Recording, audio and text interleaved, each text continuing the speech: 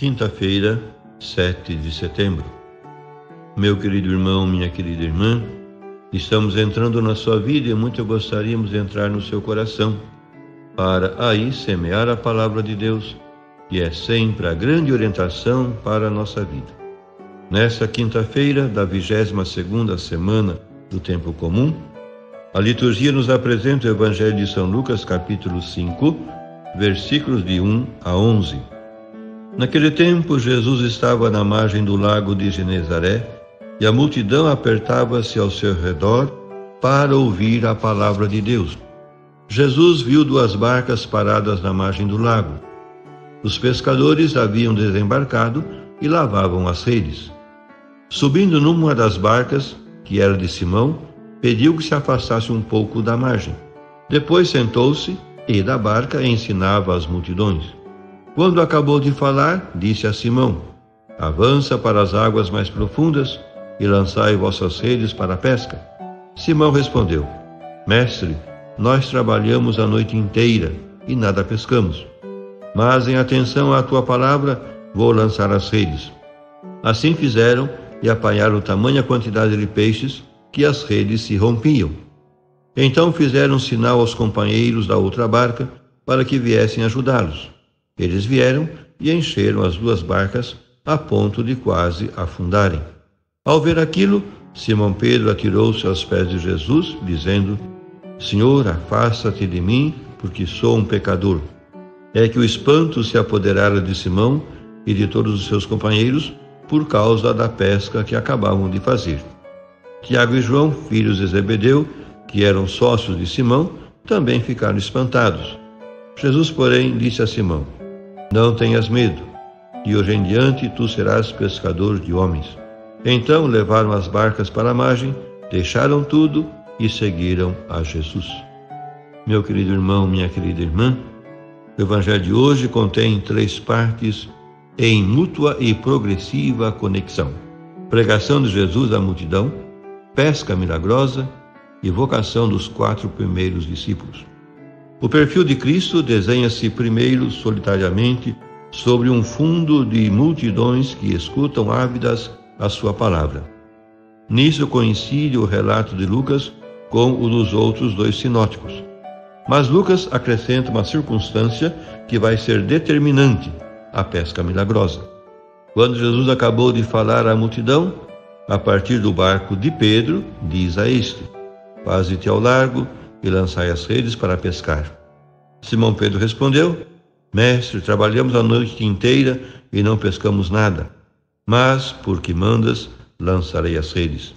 E feito isso, apanharam tamanha quantidade de peixes que as redes se rompiam.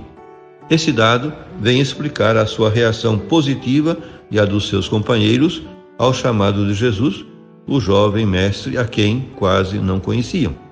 A partir de agora serás pescador de homens, disse a Pedro e aos outros.